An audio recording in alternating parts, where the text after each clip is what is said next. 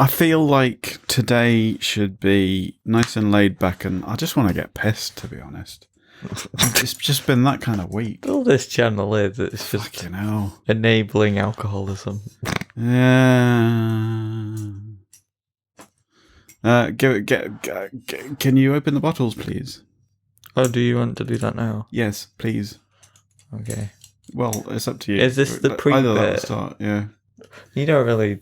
You just find the start point, don't you? I do, yeah. You're a lazy bastard. Depends how much we can be asked. Depends how much you could be asked. No, it depends how much we can be asked to engage in witty banter and frivolity in anticipation of our amazing intellectual discussion. Is this witty banter and frivolity, or is it just talking about witty banter and frivolity? By that, if you mean is this utter bollocks, then yes. Oh, cool. Breaking of which shall commence presently. Today I have a Chinese beer that said it's from Racist. a city called Qingdao, which I've never heard of because there's a bunch of massive cities in China that, like, even geography nerds like me Seriously. just don't know about. Seriously, I'm actually really in need of a beer. Can we get them fuckers opened? Are you that desperate? Yes, it's been a shit week. I mean, well, it's been a difficult week. You don't have it automatically filled out Google Maps because you're not looking at Google Maps all the time like Why? me. No, you look at Google Maps all the time. Yes. Have you got, do you remember when everybody used to go mad for Google Earth? I don't know if it still exists. It must do. Oh, the VR thing? Yeah. Well, no, because I don't have VR. Oh, no, not VR. Originally, it was just a screen-based thing. It's just like a 3D representation of the Earth that you can zoom into any point. Well, I think that's... No, Google Maps just stops at the edge of the map. Can we open our fucking beer, please? It does. It stops. Google Earth's an actual You can zoom out on Google Maps normally, and you get to look at other planets as well. I don't know why it's... On Google Maps? Yeah, I swear you did. Maybe it's Google Earth you're thinking of. Well, whatever I usually look at. Like, where the fuck is I Qingdao? really would like some beer. Tough shit, I'm looking at Chinese cities. Oh no, there's an awful lot of them. Oh, fucking... I'm going to grab... There's a search function here for a reason. I'm starting on my... You don't even know where yours is from. I do, it's from Belgium. But, yeah, where in Belgium, though? It's in that bit in between Korea and China. What is? Qingdao. Between Korea and China? Yeah. That's the Yellow Sea. Well, it's got a coast on the Yellow Sea. Oh. Is it in Shandong? Yes. Can you close it in a little bit so I can see exactly where in Shandong? Because it's been a long time since I've been there. They have well-aced names for cities in China. Most of them are pretty boring, like Beijing just literally means northern capital. Yeah, but I mean, they sound ace in English. Yeah, because they're unusual. Okay, so this is from Belgium. I can't see it. Yeah. Hang on, let's have a look. You say some shit about your beer while I'm looking at the small print on my beer. It's just, I Amazing. find it interesting because I don't think I've had Amazing material. Chinese beer Brewed before. in Belgium. I think that tiger one's from Singapore. So no, I don't think I have. It just says brewed in Belgium. It's vegan. Does it? Yeah. It's actually got Tennant Caledonian Breweries. Brewed in Belgium for Tennant Caledonian Breweries in Glasgow. Oh, so. It's heavily premium Belgian lager, limited edition bottle featuring artwork. It's got a rabbit on it. Like, can we? Oh, I still haven't drunk any yet. Hang on.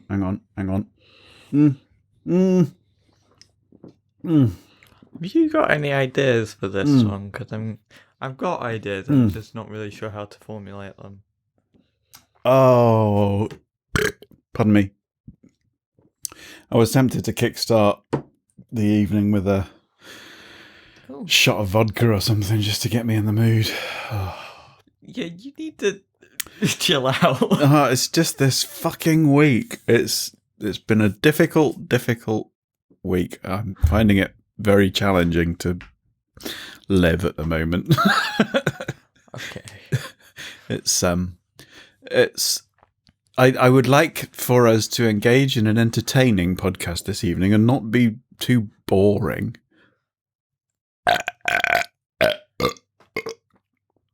Is that entertaining enough? Is it your life stuff or family life stuff? Oh, I don't know, really. Well, I suppose we should, without being too incriminating, we should maybe cover things a little bit, shouldn't we? Because I don't know if there's actually been that much news in the world over the last fortnight that... It's just we've been quite busy and not been able to pay attention to it. Yeah, but has there... I mean, the new tierage in England has kind of come out, hasn't it? Which is... it's just more of the same old shit, really, in the news at the moment. Yeah, I guess there's nothing continuing trying to. He's getting close to. I mean, he's sort of said when he's going to leave the White House now. I thought it was funny. I can't remember which one it was today. One of the states that he'd ordered a recount in a cost of God knows how many million had ended. $3 million he spent on getting Joe Biden 130 more votes. I thought you might know about it. Yeah. So. You might have seen that, liked by me, actually. Possibly, yeah. But in personal news, I think last time I'd just had a chunk cut out on my leg, hadn't I, that morning? Oh, yeah. Last time on Breaking get Bollocks. Into that? Oh, shit, yeah, we're still in the pre-Bollocks. After doing the intro, because we've been talking in the pre-Bollocks for over 7 minutes. Ooh. Yeah, I suppose we can do. It's nice and warm in here. It's not particularly cold or warm, I don't think. Can you not agree with me for once? I mean, I know not you're when a teenager, you're wrong, but... Well, not when I disagree with you. It's not... Oh, I'm really looking forward to getting started on my advent calendars. I'm so excited about Christmas. It's a bit weird this year, because we'll get into that anyway. Yeah. Let's start before we forget, because I could see us one of these times getting an hour into it and thinking, did we actually start it? Well, and I wouldn't. You would. I can't remember. Right, shut the fuck up. Are you okay? No, I'm drunk on life. I'm fucked. And it's just, yeah, carry on.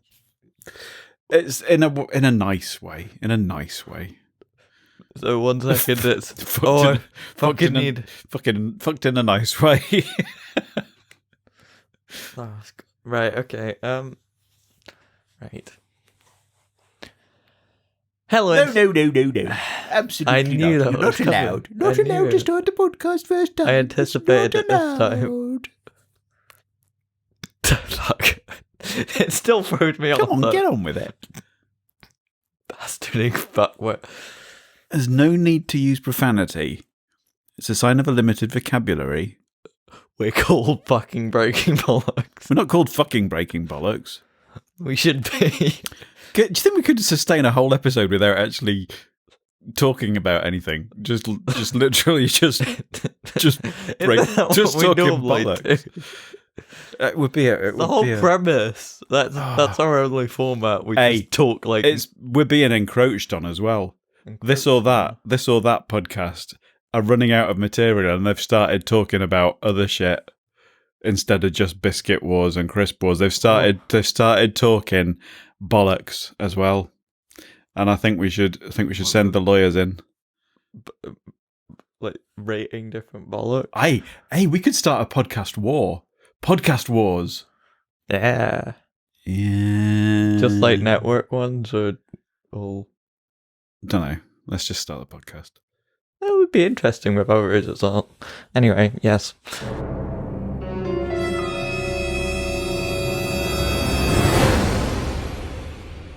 Hello, Internet. I am Firebolt.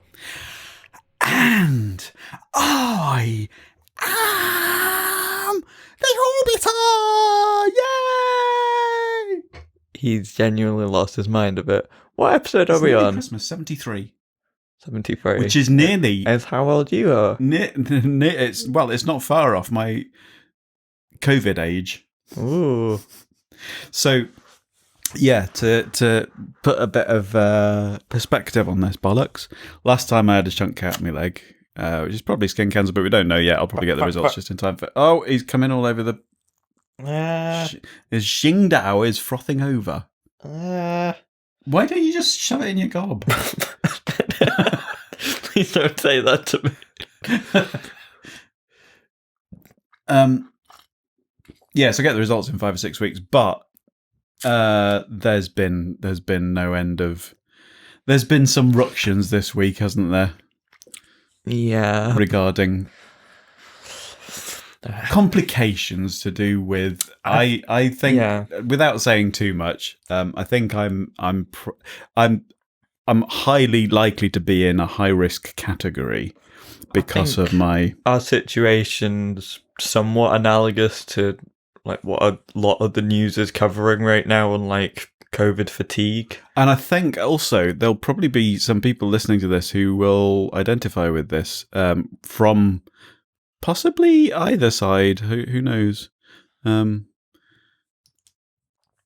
But yeah, so there's been some disagreements because of restrictions around what some of us can do and what some of us can't. And I'm sure there's mixtures of people out there that are kind of, some people are allowed to do certain things and others. I've got to be a bit more careful because I've potentially got school placements coming up in February, but I've had to let my uni course know that I might have a problem because they send you a COVID age questionnaire, which is basically you fill in a load of information about your health situation, and it returns to you what's called a COVID age, which it adds a certain number of years to your actual age for each kind of thing that you've got, like if you're diabetic or you've got cancer or various different things, or if you're obese. So there's one or two things. My long-term lymphoma condition, mycosis fungoides, on its own would make me a COVID age of 63, which is not too bad. I mean, it's obviously, yeah, it's over the age of 50 is moderate risk, I think. Yeah. When you get to 70, it goes into high risk, and I think 85 puts you into very high risk. But if you also add skin cancer, which it's likely that lump that is being tested at the moment of mine is, that makes me 82. So basically I'm steering clear of 1 meter social distancing areas and trying to minimize face-to-face contact.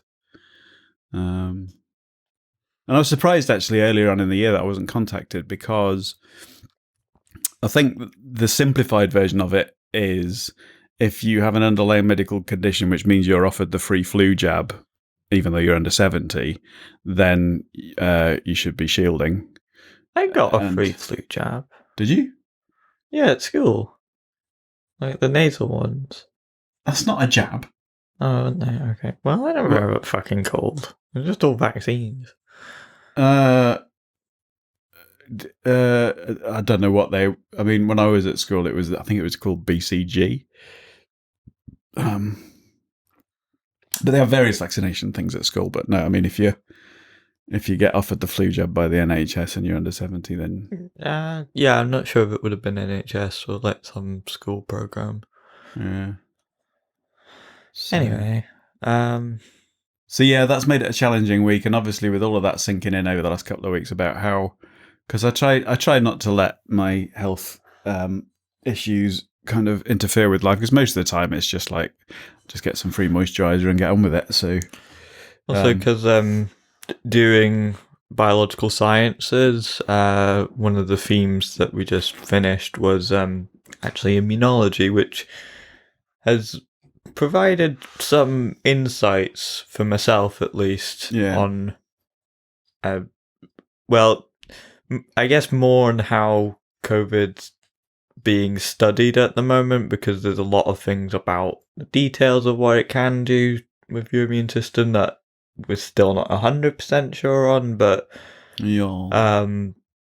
how diseases work in general also helps to just understand how this virus works. So I think in terms of me, I think the long and short of it is there's been a few challenges over the last week especially, but I'm not entirely convinced on reflection that some of it isn't down to just a bit of a realization and a sinking in of not just my own health conditions, but there's been a lot of stuff on the news about over the whole of the last 6 months, and I think it was probably more towards the beginning that they were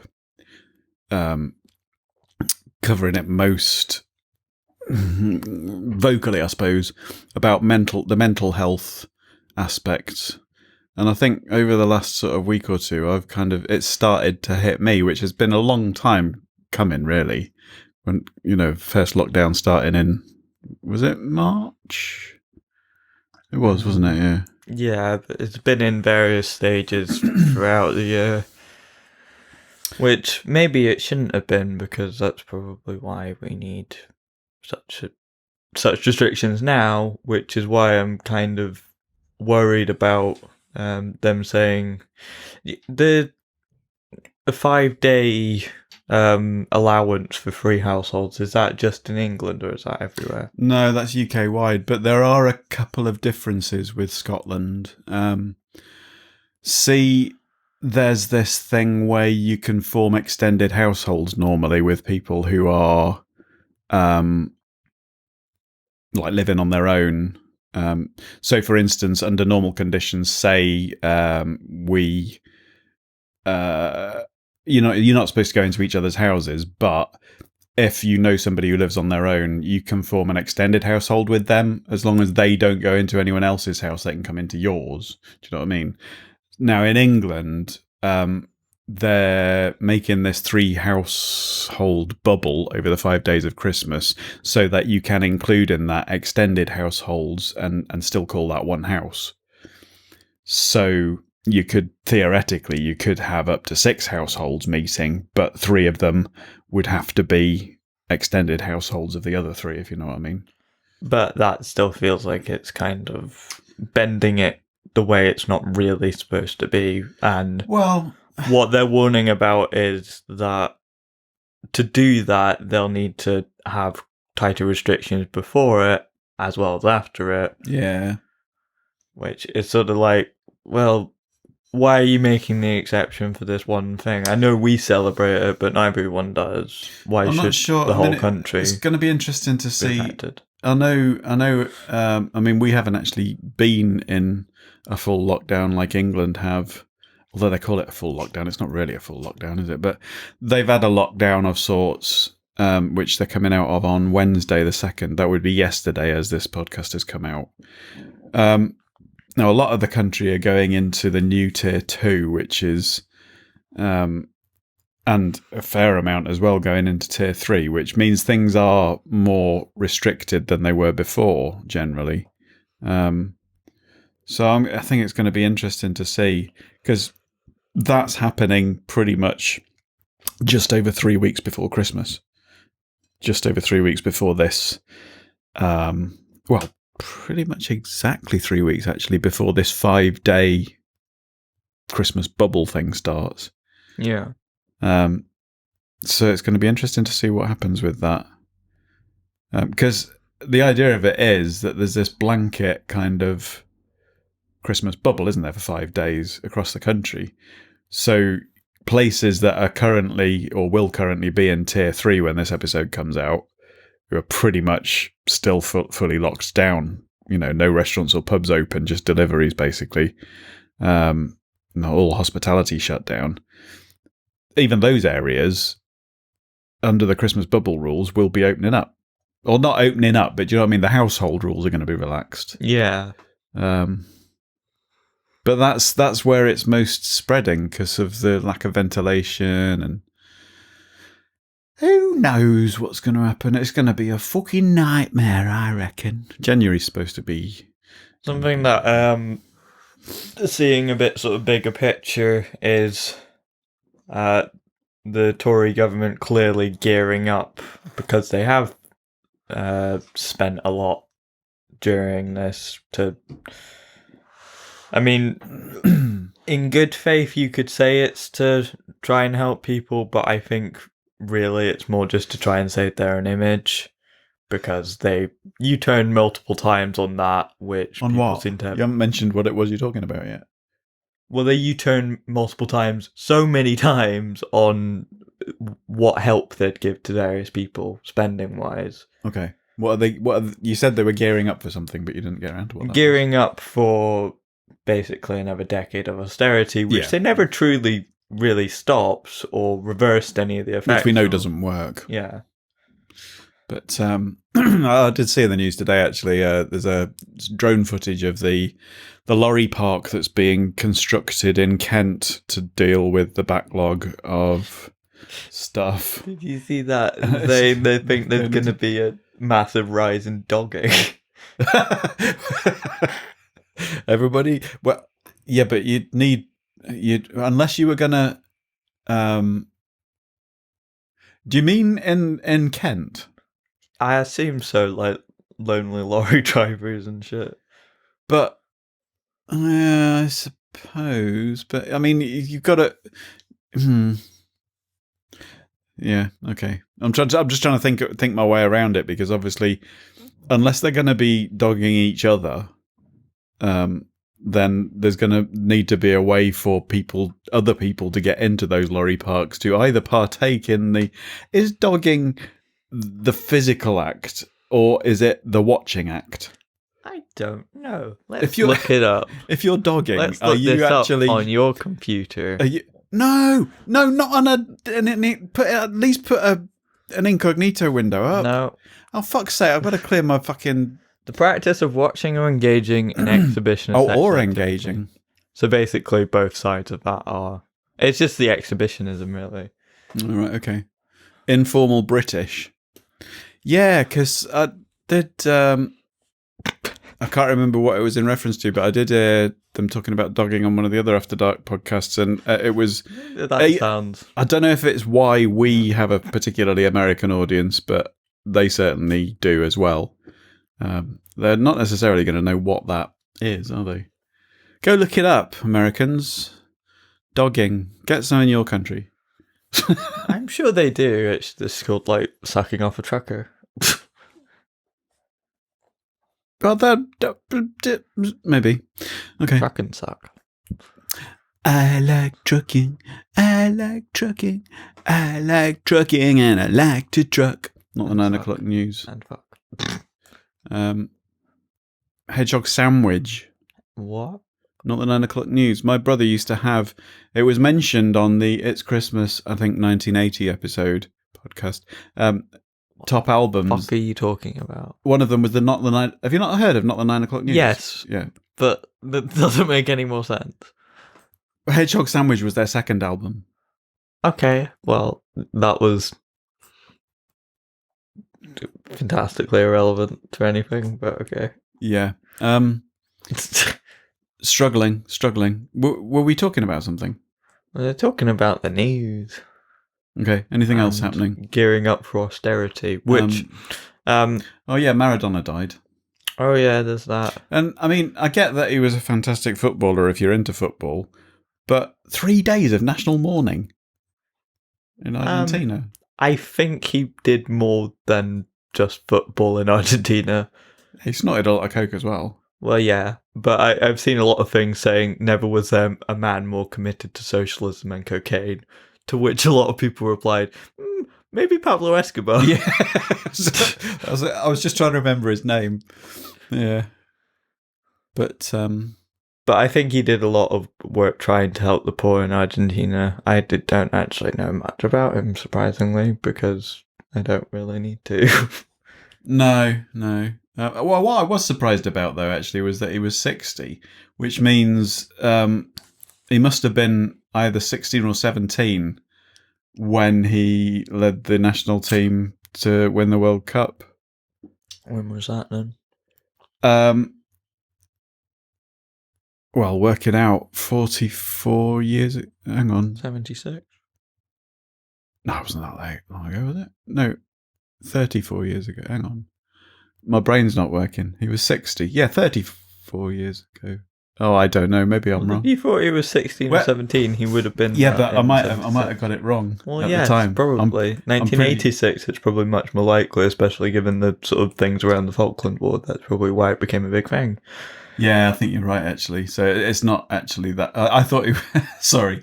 Well, actually, no, I'm sorry. I got it completely wrong. Yeah, it would have been 26, wouldn't it? I got 10 years. Is that right? Well, if it is 34 years ago, when you're 60 would be, 26. Yes, the 90s was 30 years I ago. thought he looked a bit old for a 16-year-old. Okay. I mean, Michael Owen was 18 when he was in the World Cup. Cool. Don't actually care about Gearing up for austerity. I want to talk about this because I'm annoyed at the BBC. Horsting up for gearerity. Well, I'm annoyed at general British media just not really doing anything to challenge it because they have to commit to being balanced. What do you think about the BBC? Basically... There's a big argument about them at the moment, isn't there? Well, it's that they often do shitty things in the name of balance. The concept, though, of and maybe we'll veer towards creativity here. What the whole concept of having a publicly funded. No, I think that's a good idea because it's absolutely necessary for the arts. Like a lot of comedy things and a lot of drama programs would never get commissioned without the BBC there to promote them. I must admit, though, I do tend to agree with and enjoy a lot more the independent news networks, not necessarily Sky News, but Channel 4 News. I don't know. Channel 4 News and even ITV News, to me, seem to be a lot more along my kind of political... Channel 4 News can't get a word in edgeways because the government basically just goes, no, we're not talking to you because you actually challenge us. Which the BBC can't really do if it's like the kind of state-sponsored broadcaster. Are they sponsored by the state?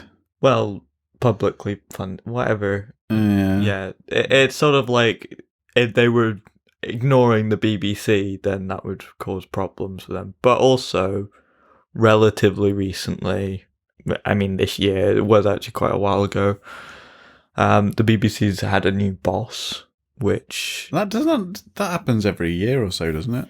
Yeah, but they don't seem to last long. Got sort of some interesting ideas about what sorts of programs that he might like. When you say interesting, what give us a bit more info, Firebolt. What do you mean? Like the things around comedy programs in particular, there were worries because of the sort of ideas he's espoused that he might want to axe a lot of them, especially the ones that are critical of the government. Oh, really? Oh, that sounds a bit shit. I'm not sure if that's just people going, oh, this guy's kind of conservative. He might not like. There's a lot of really good stuff put out by the BBC. But in terms of TV programs, news side of things, I've heard a lot of reports from people who used to work in the BBC saying like a lot of the sort of journalistic standards have slipped right under like after the Cameron government. Yeah, they've been under increasing pressure, haven't they? Like basically, they're under threat of losing their funding, basically, aren't they? It's like I don't know what their funding model would be if there wasn't a license fee. Would they move to the same? Would they become an independent TV company, basically? I don't think they really can. I think it would be that they'd just be basically funded through taxes. I'm not really sure how much of that. So then they would literally become a state TV channel. Well, they essentially are, because you pay your license fee to the government, don't you? I'm not sure. Well, you pay it to TV licensing. No, I don't think you pay it direct This to is the going to government. sound weird to Americans. You just have to pay to watch like the basic channels.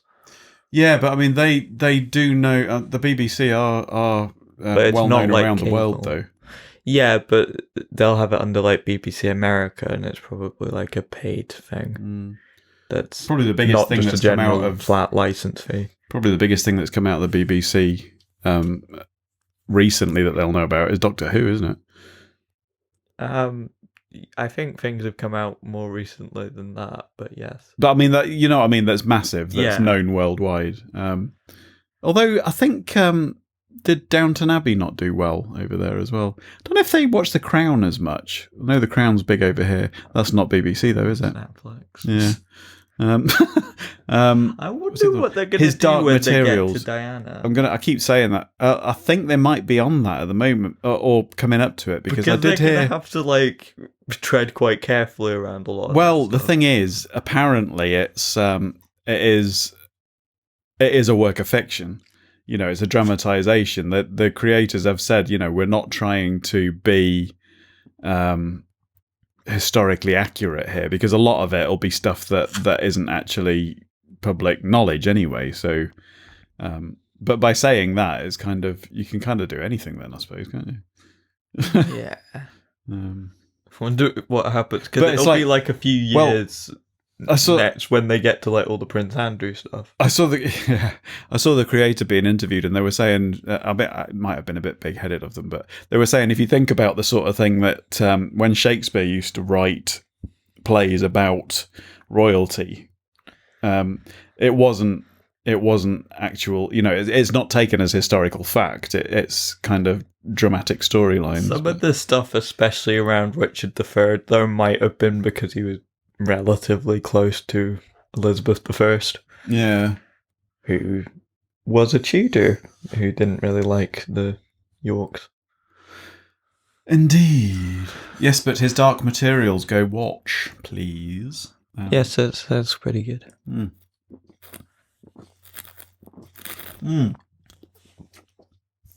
So as I was saying, we I know you're still probably doing the news, but you'll have to fight your way back in with it if you've got more to cover. Because I was getting really excited about advent calendars, and I was going to say, because we've opened Christmas in our house, haven't we? We put up the tree. Yes, earlier than we should do. I don't care. But I've got myself a Lindt advent calendar with chocolates in every day, and I also have myself a Nespresso advent calendar box thing. I'm intrigued to find out what's in the 24th. My voice keeps going. Yeah. Well, there's a coffee for each day, and then there's a big thing on the 24th, which is a nice surprise, apparently, according to the man in the shop. He offered to tell me what it was, but I wanted it to be a surprise. So a cum shop. Bearing in mind that it costs 32 quid. Over that. I'm hoping it's going to be something fairly worthwhile, because... It's a cum shop. Can you not take anything seriously? I'm trying to work out how to answer that. I really want to... What are we going to do? Look, we're only half an hour in. We've still got 3 times as much to do as we've already done. Although we could make it a really short episode. Should we finish then? What? No, fuck off. Okay, go on then. You need to keep things going then. So there's way too many gaps in our podcasts. They get boring. So you don't have to edit it? I don't edit it anyway, you know that. Well, okay. Well, do you want to get onto the subject if you're being scatterbrains? Okay then. We do normally do these around a subject rather. Do you know what I'm already worried about though? What? There is going to come a point... I can't speak. There is going to come a point during this podcast at which we will need to replenish our alcoholic beverage, and one of us is going to have to entertain them during that time. Or you could actually just cut out a gap in the middle of it. No, but then I've got to find the fucking thing. You don't think the people that listen to this... Do you not do like any quality control? Yeah, I'm listening to our last episode at the moment in the car while I'm delivering. Yeah, so once it's gone out. Yeah, but you can't put a genie back in a bottle. What the fuck are you talking about? Well, once it's out there, it's just like it's for the world to decide, isn't it? Okay. Yeah, I'm not quite sure I follow. No, nor am I. Please rescue me from my erratic train of thought. Erratic, I said. Right. Just before we do get onto the subject, though, Do I sound posh? Not especially. Good. We should talk about what likely another possible decade of austerity will do, and how the Tories will weasel out of being accountable for it. I don't know, but hopefully we won't be a part of it after next year. I'm thinking. Well, let's talk about that Scottish independence. Yeah. Because Scottish elections are going to be in May. I don't know if it's things true. Go as planned. I don't know if it's true. It's one of these things that's come out as a news item, and it's one of these things that Downing Street hasn't denied it when asked about it. They were talking about apparently because there is a department in government that's been set up to kind of, I don't know whether you'd call it a propaganda department, but basically a war cabinet against independence, isn't there? Well, I do notice that they're specifically avoiding it by basically using COVID, because like if someone brings it up in Parliament, they'll just be like, well, why aren't you asking about COVID? Well, this news you clearly can't care about the Scottish people. This news item I saw today claimed that this government department that was supposed to be fighting against the Scottish independence case had insisted that the Union flag was printed on the Oxford vaccine bottles. Yeah, I'm not sure whether to believe that. But it is one of those things that you when you read the article, it's like, well, I mean, all it really says is that they haven't denied that they said that. Apparently, there are no plans for it to actually happen. Well, yeah, that's the thing. I think it was that they'd asked for that to happen, but I don't think the people that are making it really have any plans of doing that because it's fucking stupid. I think the problem with things like that is when you see, I kind of get why it's being sort of said by the pro-independence people, but even though I'm pro-independence, I can see how it's like, really, even if that were the case, even if it were true, then the justification from the other side of it would be that just to make it clear that it's a British thing.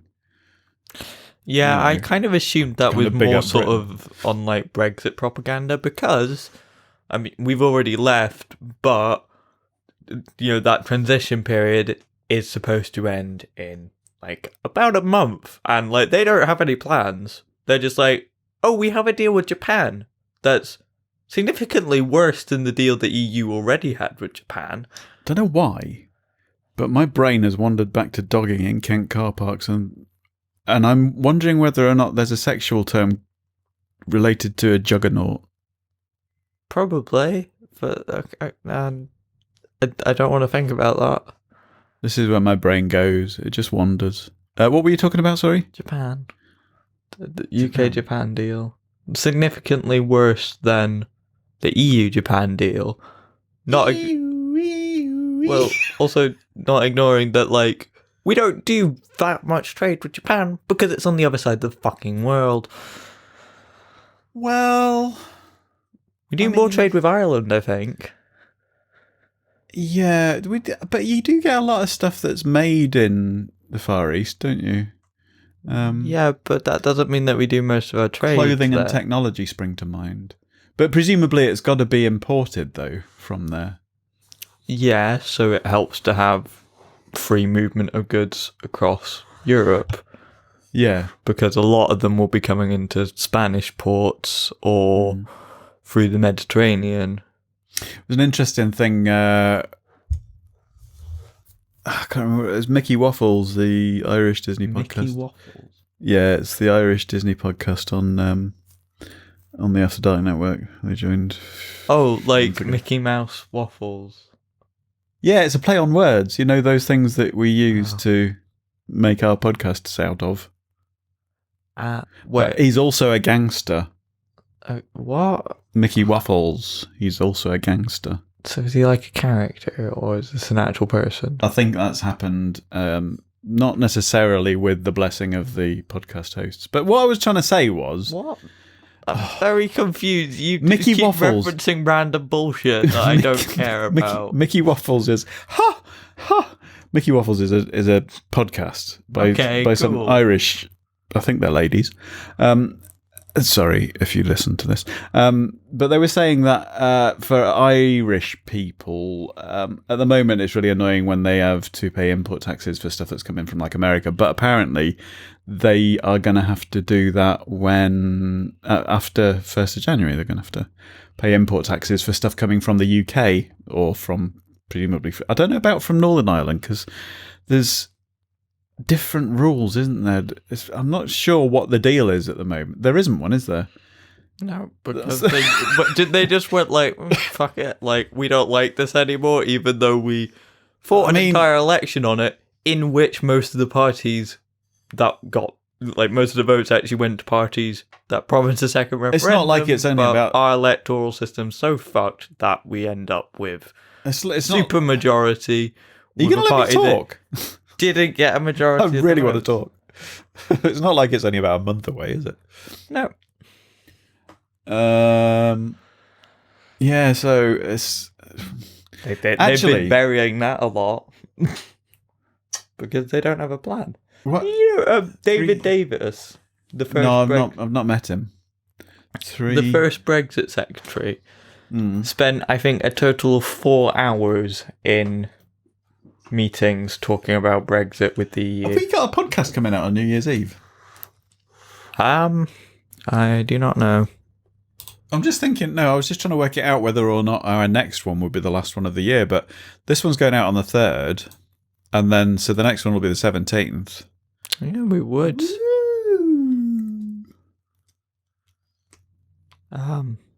Interesting. Okay. You're very scatterbrained, right? Of course. What do you expect? I have a creative brain. Do you want to continue on creativity, Brexit and austerity, or do you want to get on to creativity? Yes. You're very helpful. I finished another assignment this week. Oh, cool. A 6-minute piece of ambient electronic music called Spaces. What does that mean? Well, I could read you my program note if you want, but okay, I'm right. Do you know what ambient music is? Kind of. It's quite an interesting process, actually, because all I really did, I chose what kind of software I was going to use to make basically a software synthesizer called Omnisphere I used. But basically, I just started layering up sounds, and I didn't have any kind of beat or anything because ambient music's supposed to be quite sort of ambient. Well, no shit. And I basically just improvised loads of layers and it just built itself. So creatively, in a creativity kind of sense. Did you pick the name Spaces then?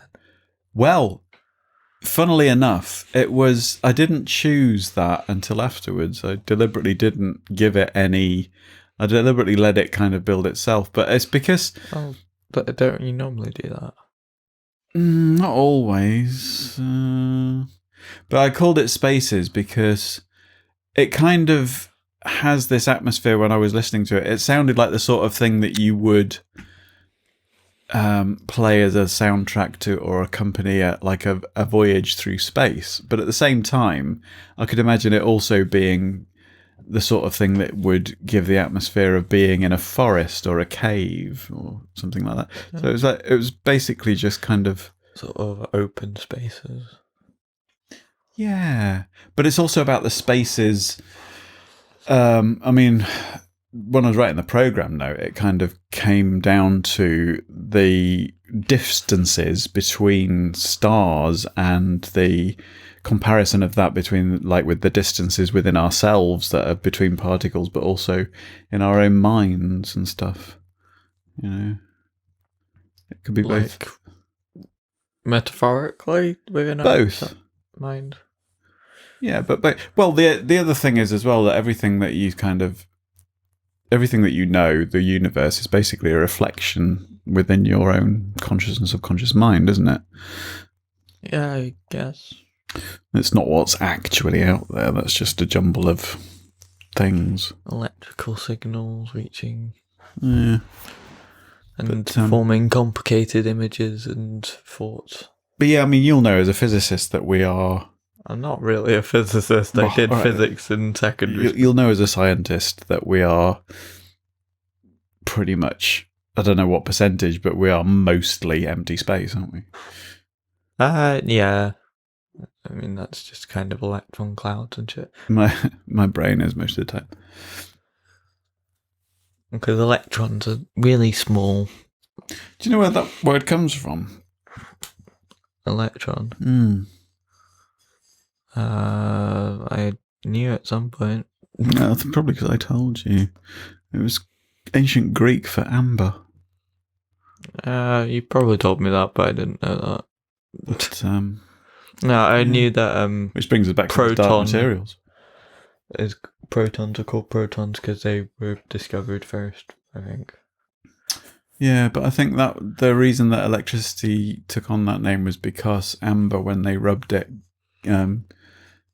resulted in some static electric charge, didn't it, building up? I don't know. Well, yes, that's what I'm telling you. Okay, well, then why are you asking me, didn't it? Oh, stop being awkward. We're supposed to be talking bollocks. Right, so... Is Belarus still a place? Yes. Okay. You don't see that in the news, like, this year. I don't really watch the news much. What? They had a whole, like, kerfuffle around their election. They had a kerfuffle. A shenanigan. Massive thing. There were, like, huge protests. Yeah, it all mixes into one though, doesn't it? Yeah. Wasn't there an attempted coup somewhere? Probably. Somewhere there's a load of them have just been... oh yeah, America. No, somewhere there's just been a load of them... I think it might be Turkey. They had an attempted coup, didn't they? Last year, was it? 8 years ago. It was either last year... Was it the year after we went there on holiday? So it would have been a couple of years back. Quite a while ago. Yeah.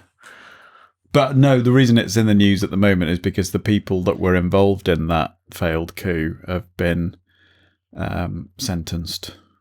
Rounded up and shot. I don't think so, but they've been put in prison for a long time. Yes. I did notice with Belarus, just because we have a map in front of us, you seem to be easily distracted. Lukashenko, who's the current... Well, that's the sign of a creative mind. What? Being easily distracted. Shut the fuck up. Right. He said that he'll step down. Who? When Lukashenko, when he gets a new constitution. That's an ace name. Is his first name Luke and his second name Ashenko? No, it's just his last name. I'd love to be called Luke. My name's Luke. Luke Ashenko. I think that George Lucas should have called Anakin's son. Or Anakin Skywalker should have been called Anakin Ashenko. So you could have Lukashenko. What the fuck are you talking about? I don't know. You mad bastard. Sorry, tell us about Lukashenko. No, well, he said that he's going to step down when there's a new constitution, but he's not really said when there's going to be a new constitution. Was he on a And the people that were trying to basically take him down because he probably didn't really win the election they had. Where was it? Sorry, carry on. Want him to resign immediately because they just think he's going to use this as a denial tactic. I think it might have been George Monbiot. He was talking about the... Sorry, I was going back to Brexit. And the structured capital... a civil war of capitalism that's basically resulted in Brexit was what he was talking about. But what I was going to ask you was, do you think... he was saying that a lot of people believe a liberal dictatorship is better than an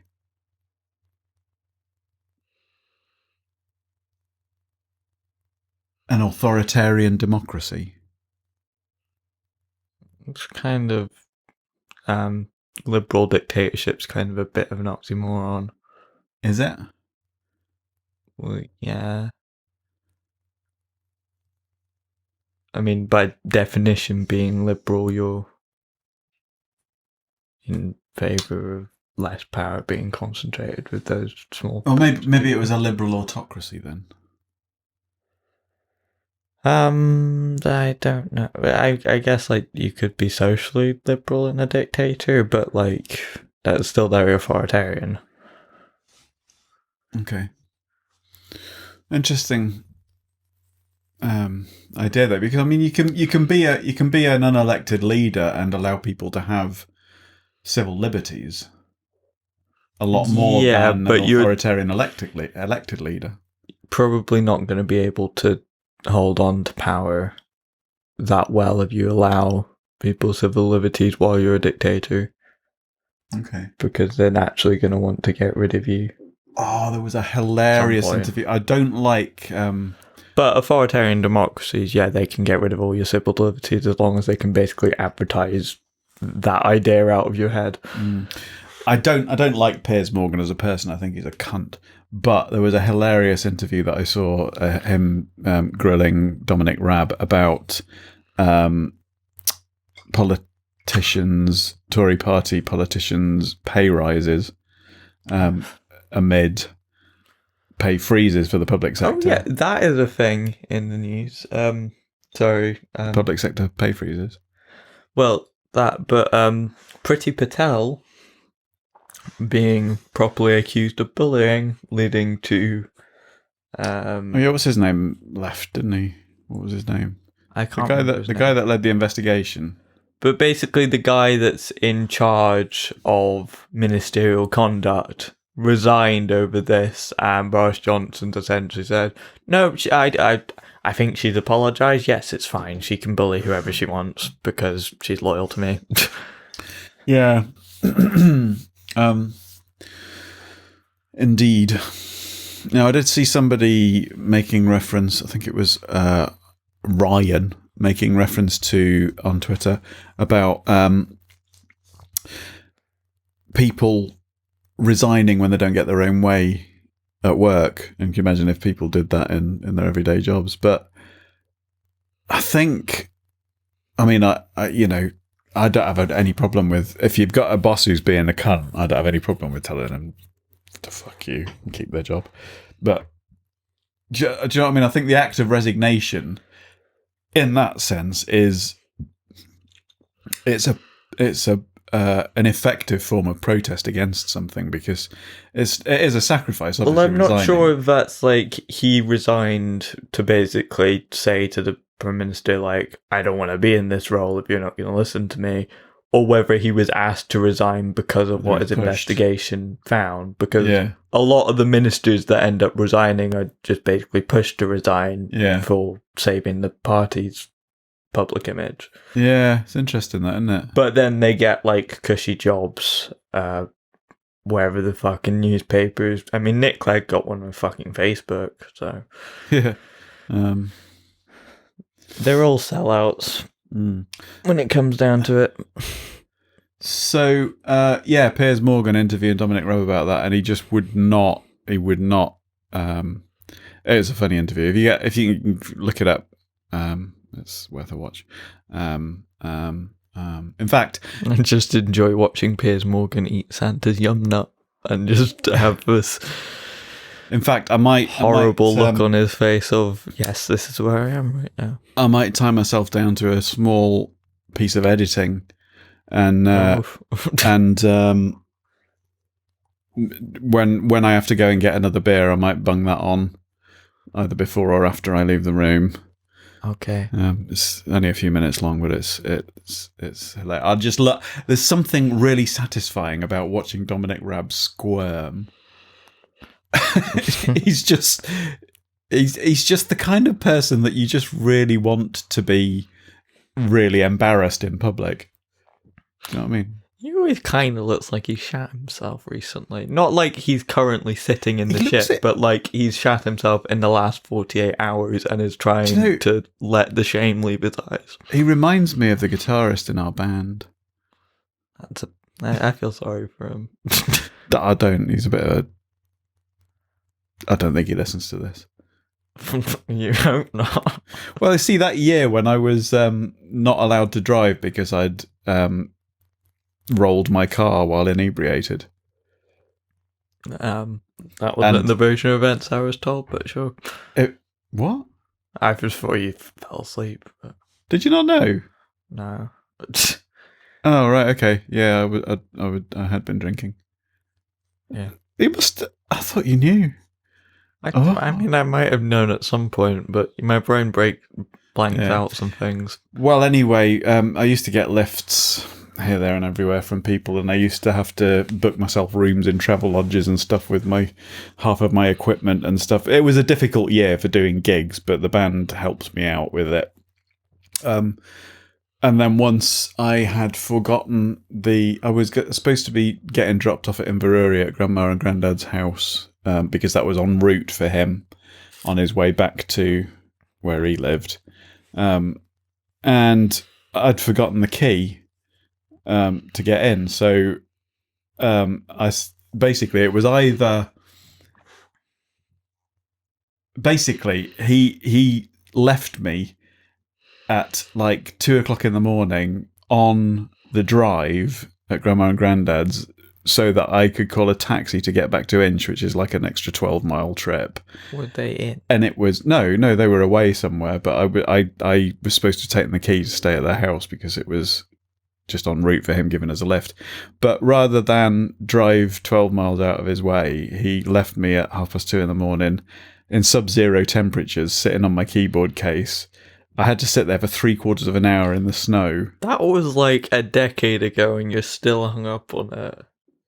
Well, I just think it's quite revealing how much some people will go out of their way for you and others won't. I mean, I would have given him a lift. You're a bitch with a grudge. Nah, he can be a bit tricky to deal with. He's mellowed a lot, actually. Cool, right. He's got a degree in theology. Okay, just random facts about a person that nobody listening to this will actually really know. I hope not. Yes. Although we do have somebody who lives in Aberdeen that listens to this. I think. Out of like... Possibly. I mean, it might just be... If Daniel listens to this, I don't know. That does... Okay. Anyway. No, who are you thinking of? Well, there's a Daniel in the podcast network. I think so. I don't know if he's on any podcasts. I think he just contributes a lot on the social media pages. Anyway, I call him Tory Biscuit Boy. I don't know why. Okay. Creativity, because we're about an hour into things and we haven't really began on it. Well, I'm being creative.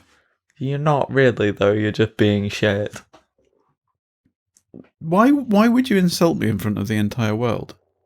Because it's entertaining to me. I'm humiliated. I'm globally humiliated. As if... Globular humiliation. Okay. Take the podcast in a direction which is interesting. What do you want me to say? I don't know. I did a whole module on creativity. What do you think about the role of drugs in creativity? Well, that was something that we discussed. Apparently... I like talking about drugs. Aldous Huxley's... I swore you were going to say Aldi then. I'm not sure if it's like a short story or just a poem. The Doors of Perception? Yeah, apparently that was written on LSD. Do you know that that's the inspiration for the name of the band The Doors? You have to watch that film. I have to watch that film again. The Doors. Although apparently it's Oliver Stone. It's full of bullshit. But it's a good film anyway. It's got good music in it. Okay. Aldous Huxley. I'm just confused talking to you. I'm not sure whether Brave New World is... How close that is to the book. Yeah. The Sky TV series I'm talking about. Yeah. It's good. I think there is also a film. It got very confusing, but... I found really only the last episode that confusing, once it got into the swing of things. Yeah. But it was one of those things where there were kind of loose ends that you just assumed were going to get tied up in the last episode. I think a lot of TV shows struggle with those sorts of things. Like, I noticed that a lot with, like, Game of Thrones, the last episode in particular, it just had loads of threads that it was trying to tie together, and it just didn't really do it very well. It's weird, isn't it? Because something like that was so massive at the time that they could easily have stretched it out long enough to satisfy all the storylines. They were planning on doing that for like 10 seasons originally. With 10 episodes in each, but they started just cutting it shorter and shorter to try and get like big blockbuster episodes. Was there not a writer's strike at some point during that? I think when how many seasons were there? Was it 7 or 8? Yeah, I think there was 8 in the end, but 8's the one that people don't usually like. Yeah, but I think the last 2 seasons were both shorter. Yeah, which is weird because it's like every episode kind of some of the episodes were actual movie length episodes, you know. Yeah, they could have just done it a different way to sort of actually go into the details rather than just putting it all in one thing. I did like it though. I didn't have as much of a problem with the ending of it than a lot of people did. Not like I did with Lost. Episode, but I didn't dislike the ones before it as much as most people seem to. I didn't mind that last episode. I didn't object to, because I don't know what people were expecting. You know, I don't know what mind-blowing ending people wanted to happen. But no, Lost really disappointed me. That was one of those things. I think that possibly J.J. Abrams did that. He'd done, I think, Alias before that.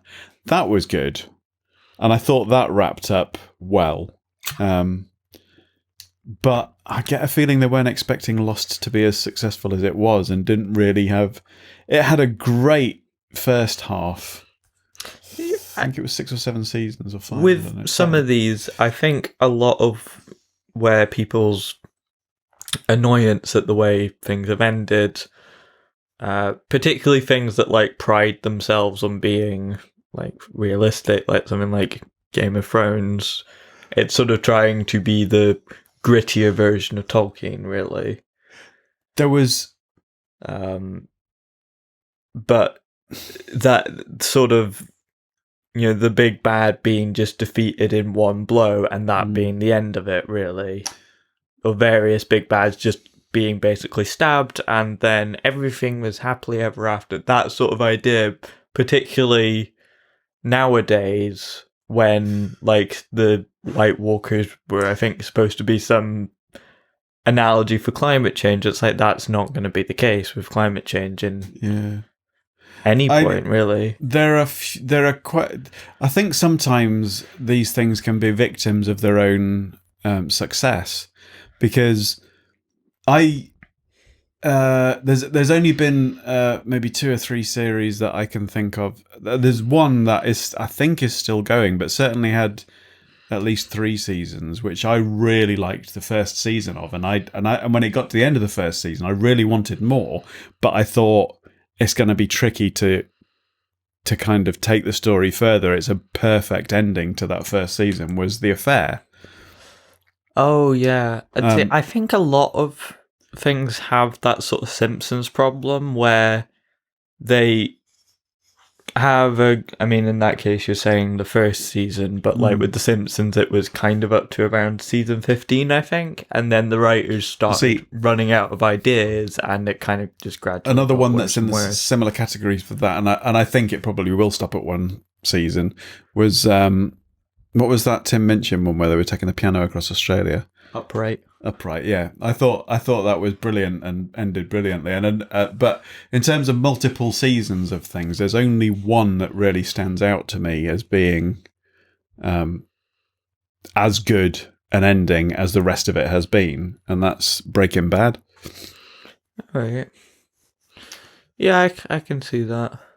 Unless I you're would talking say- about stuff like, Star Trek Next Generation, stuff like that, So, I mean, you can't beat that. So. Well, I Even think 'cause Voyager that's was a fucking very excellent. episodic, and Yeah. they could really. A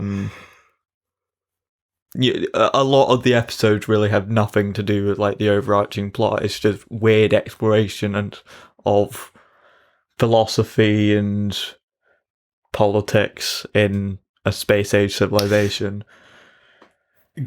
Getting into a more purist kind of analysis of creativity itself and the creative process, I think a lot of people who, obviously the vast majority of people who consume creative material probably don't necessarily have an understanding of what the importance of the creative environment, if you like, in that to get into the right kind of mindset for being creative enough to come out with some of this stuff can be quite a drastic thing. I mean, what I was initially thinking of was Marla, who used to basically isolate himself in a log cabin on the side of a Swiss lake for weeks and months every summer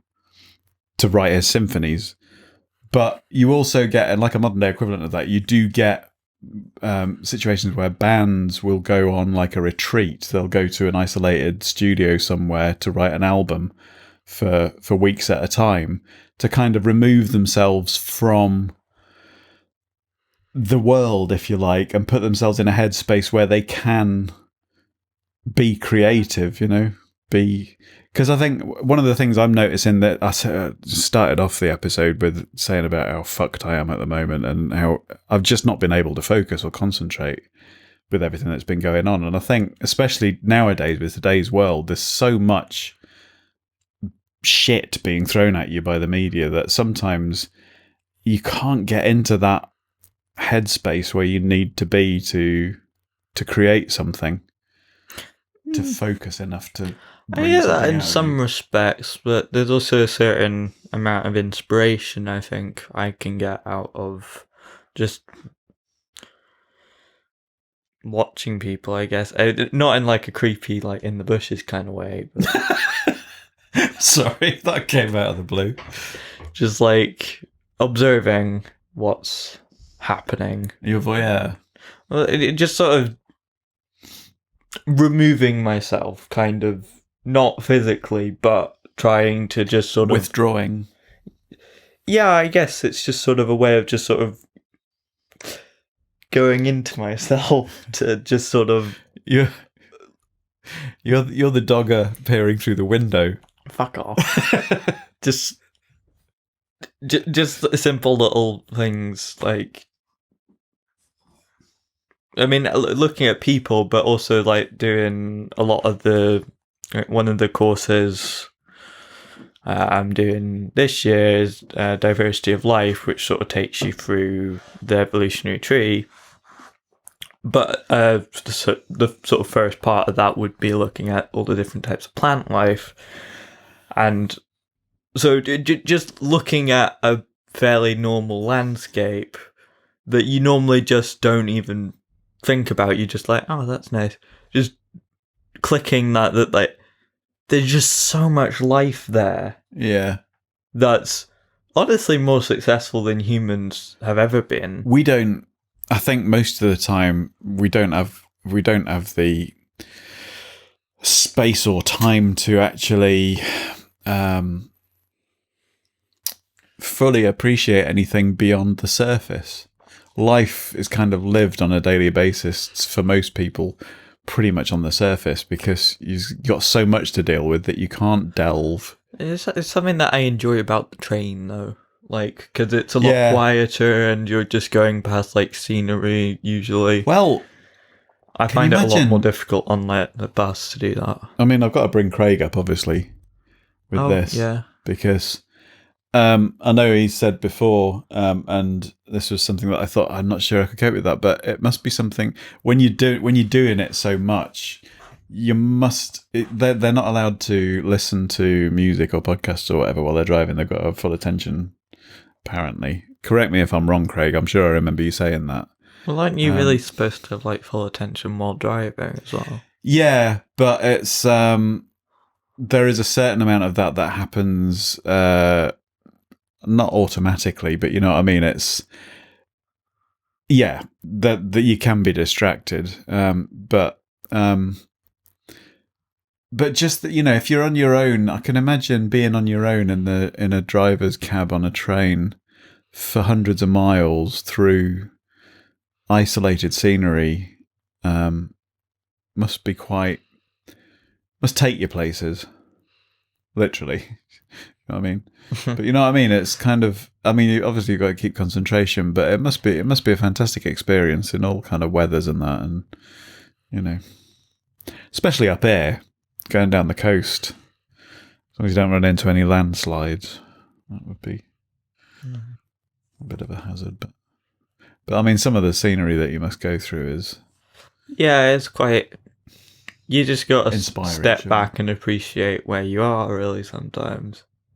Well, but like you said, I think you can do that anywhere if you can develop the mental skill to do it.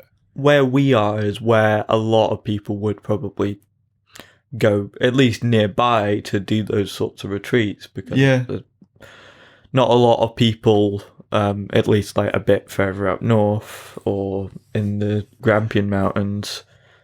Not a lot of people, a lot of it's natural beauty, I guess. But I guess we are natural as well. You could walk there to our nearest mountain, but it's probably easier to drive. But if you, there is within walking distance a really nice isolated hilltop, isn't there? With an old Pictish hill fort. If you look it up, anyone who's interested, we lived probably less than a mile away. We could walk up there now. A place called Dunedere. It's probably a bit more than a mile away. No. Okay. It's probably about a mile away. Well, I say it's probably about a mile to where you'd park the car if you did drive. Well, yeah, but it'd probably take longer than it would only take up. to just walk. You know the road the chip shop's on? It's just up there. Yeah, but it's still quite a way down that street and up a hill. Well, the chip shop's literally like maybe a couple of 100 yards away at the most. What do you think a fucking hill's fitting in there? What? A hill? Yeah, the hill that Dunnedare's on. Yeah. No, this is what I said. That the mile. I think we're getting down to semantics here. Pedantic. It's roughly a mile away. It's roughly a mile away. Okay, well, it's a little bit more. It's within walking distance if you don't mind going up a hill. Yeah, which I don't. Okay. It's called Dunedere. Dunnydeer. I'm going to have them tracking down our address now. Well, then we'll have fans outside the house throwing flowers and asking for autographs and peering in through your window when you're having a wank. Pardon me. It'd be like a home dogging. I think that's just called stalking. Literally. Look at my stalk. Oh, stop it. Oh dear. Please rescue me. I've gone down a rabbit hole. Is Iceland really that small? Yeah. It's Greenland that's big, isn't it? Well, it's difficult when you're looking at maps because things are distorted, aren't they? Yeah, Greenland's actually a lot smaller than it looks on a map because there it looks like it looks bigger than Africa. Fucking hell. But it fits about inside DRC there. Democratic Republic of Congo. Yes. Has that always been called that? Or was it just called Congo once upon a time? It's probably called Congo. Yeah. Back when you were Umbongo, they drink it in the Congo. not okay anymore. Did you ever see that advert in your lifetime, though? No. No. Yeah, it's funny, isn't it, how some things are not okay anymore. Okay. There is still Republic of the Congo that's often just called Congo. Ah. Anyway. What are we going to talk about now? Creativity. So, I mean, there's the sort of more... A lot of it's in traditional definitions of creativity, like your art. What is it, creativity? Making something from... Well, the definition that we sort of used, I'm not looking at my notes, so I guess like I can define it for myself. I mean, to create is essentially to make something, isn't it? But well, it's basically because it's like under the school of medical sciences, they're trying to look at like how the brain works in relation to creativity. So it's sort of looking at also like the evolutionary roots to that. And oh man, what? Oh man, you're just looking at a map to see if you can get out of this conversation. No. It's just that it just caught my eye. There's a country called Oh Man. Carry on, please. Carry on. What were you saying? Brains. Well, it's basically the process of making new solutions to things. I thought you said nude solutions then. Well, it's kind of a process that our brains, and also brains of other animals, completely gloss over everything I say. Yes, have developed to just try and basically... It's a form of intelligence, really, creativity. To just try and solve problems, like a lot of the birds, particularly corvids, have it. Not covids. There's corvids, like crows and shit. One of the things that I'm kind of finding myself intrigued by in the process of coming up with some of the compositions I'm having to do at uni for stuff that I would... See, I've been, for years, probably most of my life, I've kind of attempted sort of writing songs, writing music, recording stuff and what have you. But until maybe recently, I have had a fairly traditional approach to it in terms of maybe only once or twice before taken what might be called an experimental approach. In that I kind of, with the classical training, I've kind of tended to follow particular sort of chord structures, song structures, generally... Like how I try to write music, but it actually turns out all right. But, like, there is a skill in experimenting, and I think... Organised chaos. It's maybe having the courage to accept that you might come up with some utter trash.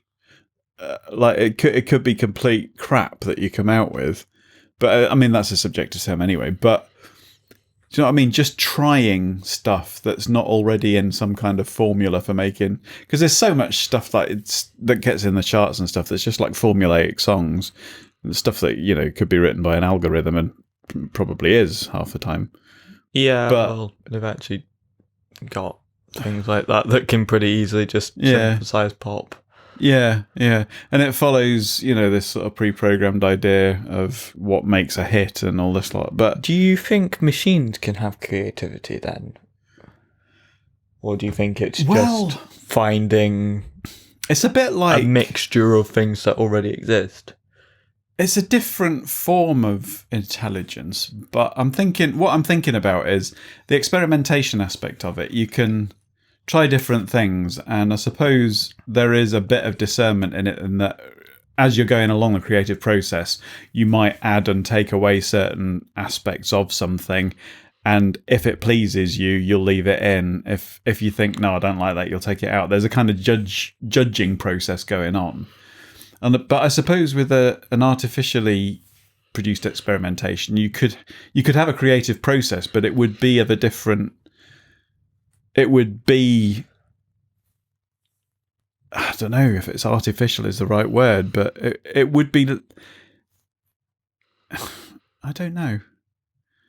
There's no doubt that you can have creativity from artificial intelligence, but I suppose the question is how limited it might be, because it's going to follow its programming, isn't it?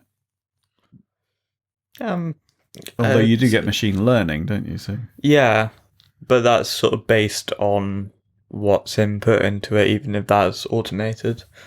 Well, see, here's the thing. Do you think that we're just advanced machines? I mean, we have learning. What? Well, the concept of machine learning, can a machine learn to the extent that it can become artistically creative in the freest sense of the word, not guided by a pre-programmed algorithm? So a human's an advanced kind of... I mean, we're essentially programmed by a mixture of our DNA and our environment, aren't we? Yeah. I mean, we're essentially programmed by DNA, and then our DNA programs the mechanism by which we would the learning be aspect impacted by an environment. Yeah. Yeah, the learning aspect comes as much from the environment, really, doesn't it? The practicalities of it might be programmed in the DNA, but the actual input is the environment, isn't it? What's your kind of... it's quite complicated. Yeah. So in that sense, I wonder whether or not if you have... I mean, I don't know personally how advanced AI is at the moment, but I know machine learning is a thing, isn't it, already? Well, yeah. So it's everywhere, really. Like, so any algorithm that you're being presented news or social media by, that's all AI. But is that the same as our learning? Do you know what I mean? Is it basically just a question of acquiring information and processing it? Well, it's a lot faster. It's the main difference. What the machine learning is? Well, yeah, because they can operate continuously for as long as you want, and doing it generally, taking in a lot more information a lot faster. But our brains are generally more complicated. There's more wires there, and also like they're squidgy in weird ways that, like, what I'm thinking, at a certain age, your brain... There's a metaphor I'm thinking of. Would you say it would be accurate to describe the brain as...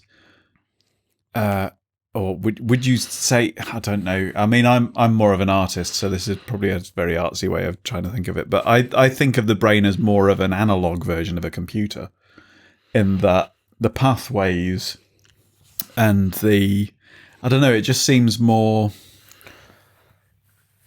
You know, you can have well-trodden pathways which are easier for programming to flow through.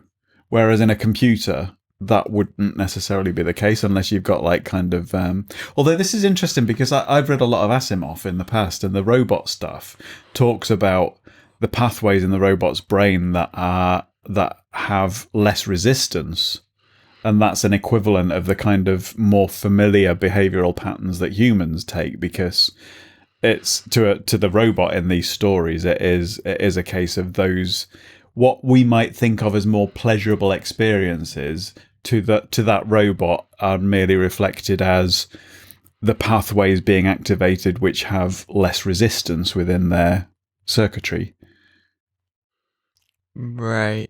Okay. And there is that thing about repeated behavior that follows certain pathways in the brain becomes more learned, if you know what I mean. It becomes more natural. Yeah, like the sort of release of dopamine is what kind of aids in trying to basically reward you for doing things that are good for you. Like, yeah, I suppose it's that weird relationship between biology and chemistry and physics, isn't it? In that, whereas with an actual computer, you might say, well, that's more limited to a physics-based machine. Well, whereas we're a mixture of all three, really. Just branches of science, which is the apparatus by which we describe the world, really. Do you think, by which we try and read how much do you think, how much creativity do you think is involved in the scientific method? An awful lot, I'd say.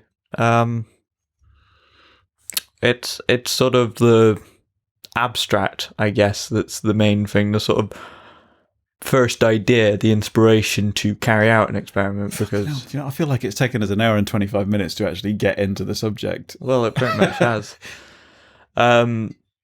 But like the sort of process by which you would decide to try and think about something, that's very cool. I mean, again, going by that definition of new solutions to problems, that's basically all science is, creativity.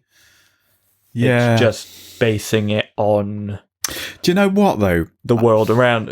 I mean, isn't all art based on the world around us? Well, but the thing is, I feel like... Or the world inside us. I feel like the word creativity is almost like an end result, but I think the way I kind of think of it, it seems to me to be a product of something else, which I call imagination. Yeah, I could see that. Almost like an expression of imagination. Because, I mean, like, you can use your imagination to come up with concepts and ideas, whether they be scientific or musical or artistic in any way or whatever. But it's the creativity part of the process that makes it real, that brings it into being, takes it from your mind and puts it in the real world. But do you get what I'm saying? Like, it's a very creative mind that looks at... I mean, this is supposedly the story. It probably didn't actually happen like this. Oh, I mean, going back even further to, like, Pythagoras. Further than what? Further than Isaac Newton with the whole apple falling. Yeah, sorry. That's fine. I'm skipping ahead in my own train of thought. Going back even further to, like, Pythagoras and Ptolemy. Just the very basics. Just the very hit me, please. Basics of geometry itself, which is... Did you say Bartholomew? Geometry. Pythagoras and Ptolemy. Yeah. All right, okay. I heard Bartholomew for some reason. Just... I think that's Bart Simpson's full name, Bartholomew. I think it is established that it is, yeah. Oh, cool. Carry on. Pythagoras and Ptolemy. Well, yeah, like, just trying to... The whole Pythagoras theorem thing. Measuring the sides of a triangle to try and to come up with that idea. This is something that is... now, this is something I did think about earlier on, and is definitely... We had to read as part of our... Because we're doing stuff about the curriculum and ways of learning and stuff like that. Just as a kind of... Almost like a side reading, we had to read a passage... I can't remember what it was called, but it was basically decrying the way maths is taught and how maths in schools basically destroys the fact that maths is actually an art. Yeah. And the glaring example of that is that, you know, in the curriculum, you kind of... There is this procedure that kind of kills people's curiosity and makes people feel like maths is they're just not mathematical and stuff. Because you basically trying to learn all the formulae and the times tables and doing everything by rote, whereas it should be curiosity and imagination that's coming up with these things and exploring why things are the way they are. But that's a major difference I've noticed. The example that I wanted to bring up, university level science. Yeah, the example I wanted to bring up. Yeah, but you've got to get to that point, haven't you? And it's like, but yeah, it's taught usually very formulaically at schools. Although, but kids come into school, really curious and excited. What made me enjoy science was the teachers that let you explore that and were like, well, actually, we don't really know about this. Oh, actually, my wife worked on this, interestingly enough. But the one thing that, the one example I can remember from the guy gives an example of how that would be put into practice. And, you get, I don't know exactly what the formula are, but if you've got a square or a rectangle with a triangle inside it, and you've got like the two bottom corners of the triangle are touching the two bottom corners of the rectangle, and the top corner is touching the top side somewhere. So the triangle can be an equilateral or an isosceles. It can be any shape of triangle as long as those corners are touching the bottom corners of the square or rectangle, and the top corner is touching the top of the rectangle. Then the area of the triangle will be half that of the rectangle. But the way that it's shown on this diagram is that why that is the exciting thing about it. It's not because looking at it, like you wouldn't intuitively think that you could know that. Oh no, the camera's gone. You wouldn't intuitively think that you could know that unless you actually understood. Where's my phone? The reasoning behind it. And if you think about it, basically, if you draw in the triangle a vertical line down the middle of that triangle from the top point, you're left with two squares or rectangles, one on each side. And the diagonals of the triangle cut each of those in half. And that by doing that, by looking at why you can assume that triangle will be half the area of the square or rectangle, no matter what the shape of the triangle is, you've got into the why. Do you know what I mean? There's no, in the way that maths is taught, there's not really any kind of curiosity about, like, why is this the way it is? Why does a circle or any geometrical shape It's all about the X's. have...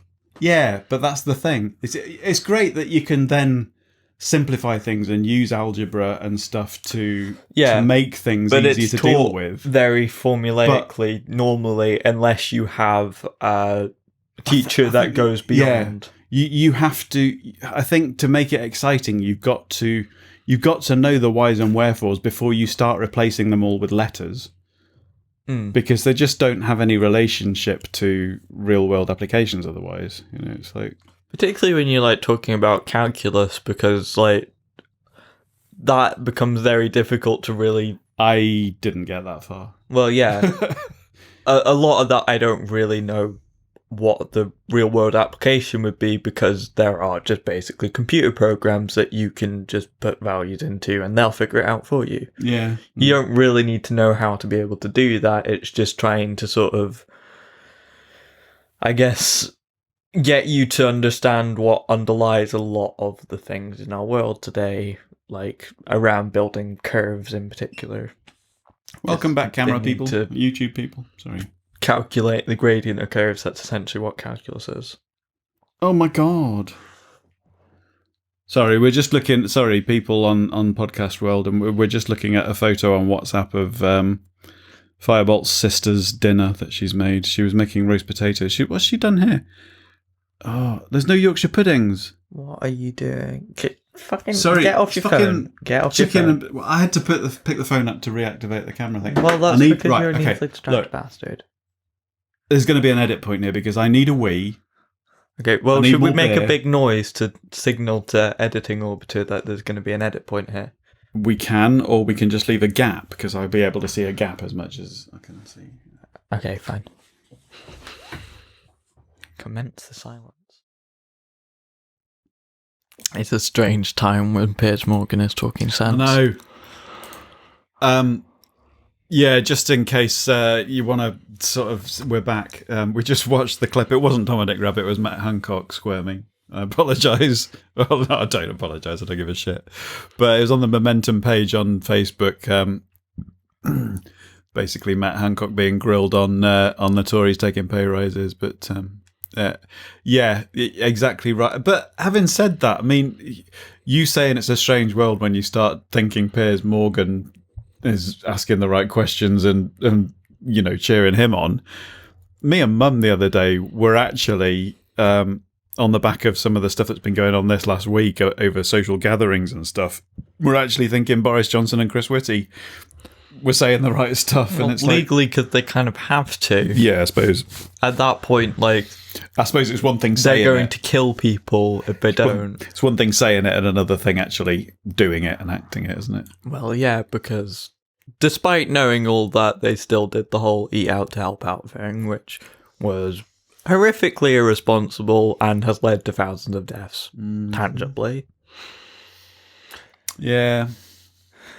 But, there is a political kind of balancing act. There shouldn't be. It's a global pandemic. I know there shouldn't be, but the social science behind it, the approach that I know the scientists are taking now is more along the lines of giving strong advice and hoping that people in general will follow it, because the evidence seems to be that more people follow that advice when you give it in that way than if you say to them, these are the rules and you're breaking the law, we're going to fine you. Part of the epidemiology of it's going to be on how the disease spreads, but also on how to best communicate so it doesn't. Yeah. Mm. Yeah, because it's not just about viral disease spread, is it? It's about information spread as well. Well, I mean, sort of taking it as a more general perspective, a lot of what I've seen about immunology is a lot of the studies not just on the actual disease-causing organism, but on the host's behavior and immune system. That because it's an interaction there. Those are equally important in a disease. Yeah. Mm. If it's going to be within a which is why some people can fight it off or have no symptoms, but others with exactly the same disease are asymptomatic, you know. I mean, no, hang on, that's the same thing, isn't it? Yeah. Half the time... My mind did a somersault. I don't know how much you've been paying attention to Peep Show when I've been watching it. But half the conversations we've had, I feel like Mark and you're Jeremy. Like, I'm the arsehole, but you're talking no fucking sense. Which one's Mark and which one's Jeremy? Mark's David Mitchell, Jeremy's Robert Webb. So which one am I? The stupid one. Which one's that? Jeremy. Jez. So I'm Simon Webb. Is that his name? Robert Webb. Is he Robert? Yeah. You're thinking of Simon Pegg. I am. They have a similar name. No, they don't. They do. Pattern-wise, they do. And I just actually felt like Simon Webb then. No! What's his name? Robert. See, this is the part of the podcast I really start to enjoy, because my brain's becoming pickled enough to actually find things funny. I mean, not necessarily in how we actually interact with people or view the world, but just like our general speech patterns as well seem to fit theirs. You're wait, no, they're actually the same thing. Yeah, but okay. What day is it? It is Saturday. Okay. Well, yeah. Yeah, it's a whole 5 days before this actually hits the world. Creativity. Okay. The other bit of news that I remembered... We're still on the news. Well, no, it's just a part... I did notice we'd gone back into news mode, but that's probably my fault for watching that video. It's I'm going to keep talking until you've lost your train of thought. Something that I'd forgotten before, but France... Or maybe I'm not. I think it's currently in the works, but recent events have kind of... Only France could have a prime minister named after a porn movie. What? Emmanuel Macron. I'm sure Donald Trump's got porn movies named after him. What, Donald? He doesn't have France doesn't have a prime minister. Oh, president then. Sorry. El Presidente. Would it be El Presidente or Le President? I don't know. Le Président. Anyway, they're not butter. Meant to be putting in a cheese €45,000 fine for. It's nice, I know that. Sharing videos of police. We got a free baguette with a tank of petrol. Physically or emotionally compromising police officers. What? Say that again? Videos or images that would there's physically... big protests about that at the moment. Well, yeah, because recently 4 police officers arrested a black music producer in France, and CCTV footage is basically showing that they're bullshitting about their reasons for doing that. They'd have got away with it, wouldn't they, if it hadn't been for the CCTV footage? I saw an interesting meme about that of sort of a running race with UK and America racing towards fascism, and then France just suddenly jumping over the line. Brilliant. But it's just, why? What possible reason is that, apart from providing them with a complete lack of accountability? I kind of bypass the why, because for me it's obvious the why. What I kind of go straight to is, why would anyone think that can be... that is ever going to be accepted by the public, especially in France? Yeah, well, that's the thing that gets me, because they have quite a history of like protecting civil liberties above. I mean, they don't work more than like 25 hours a week, do they? And without striking. It's like, no, there are all sorts of... they protest about everything, don't they? Well, they have decent labour laws. Yeah. I think you're just used to Britain having shitty ones. Oh yeah, I mean, I'm being slightly ironic, but I'm not criticising it. I'm just making an observation that, they see, in a lot of ways politically, they seem to have their balance of power quite well compared to ours. I don't know if that made grammatical sense, but do you know what I mean? Well, that'll have a lot to do with, like, I guess the original sort of deposition of the monarchy. We still have a monarch, which is practically just insane. It's a bit, yeah. It's just... in the 21st century. Yeah. How many countries in the world is that true of? I know Monaco have a royal family, don't they? Well, most of the ones... Norway? I think Norway do. Sweden do, definitely. The Netherlands do. Netherlands royal family actually does quite a bit, I think, because they own, like, KLM. I thought, for some reason, I thought you were talking about a radio station then. And now I'm thinking about KLF, which is I'm sure is an electronic music act. But I think the only country that has a absolute monarchy, as far as I'm aware, is Saudi Arabia, who we still sell arms to. Yeah, that's not good.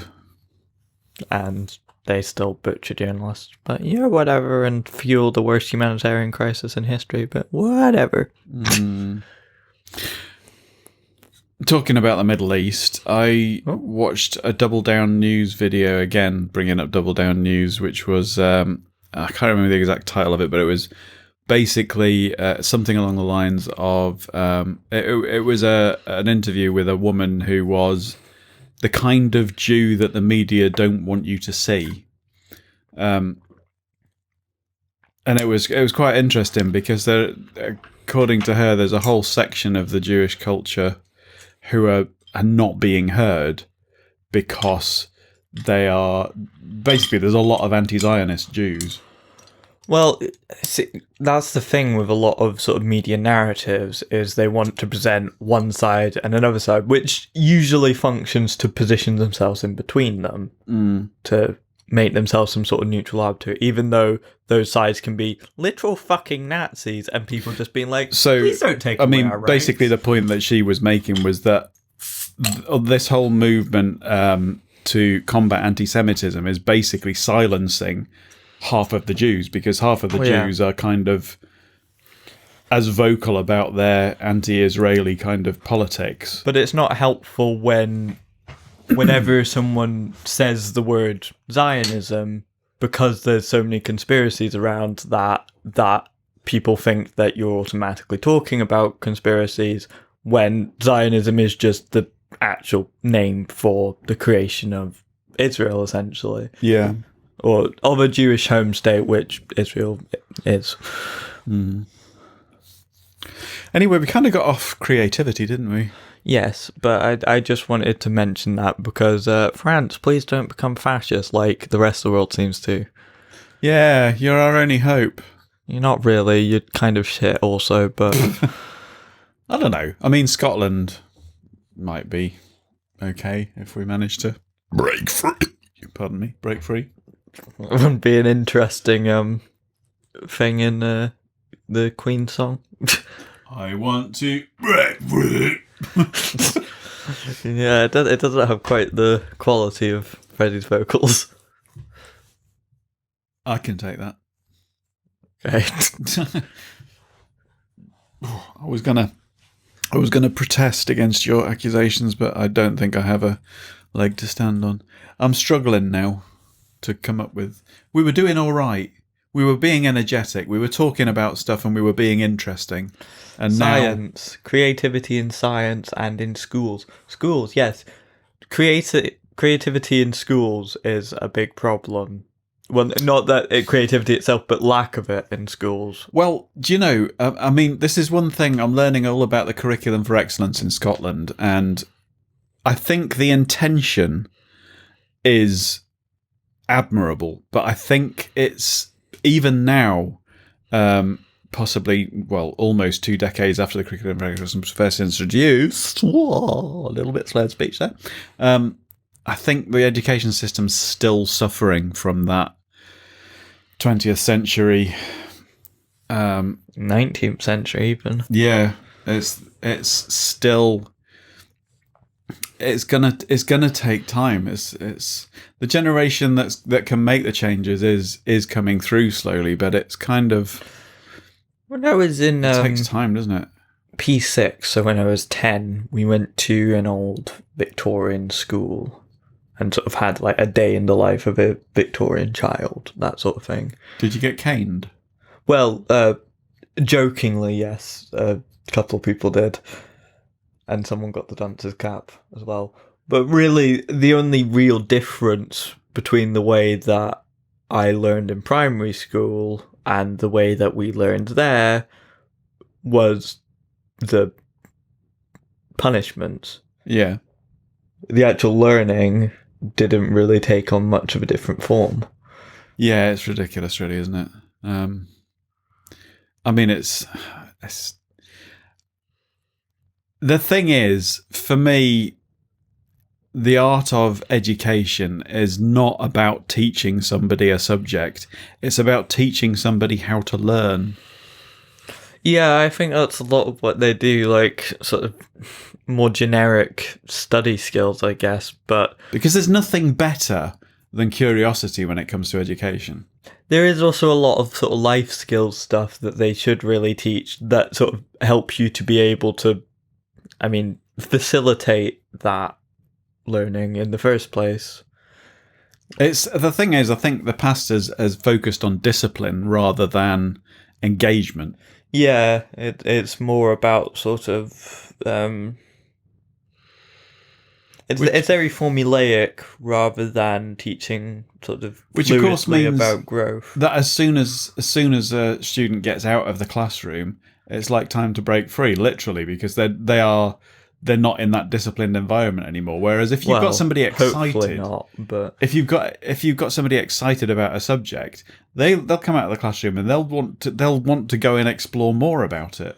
Yeah, I mean that was my experience with at least some of my teachers. Yeah, it's particularly with biology. But like, the problem, just asking questions like about and why I think it takes so long for that to happen is that those teachers that have got to try to instill an excitement about a subject into the children are the ones that grew up in the education system of the past. Yeah, it's sort of a cyclical thing of the teachers will always be the products of what they were taught unless they actively change things.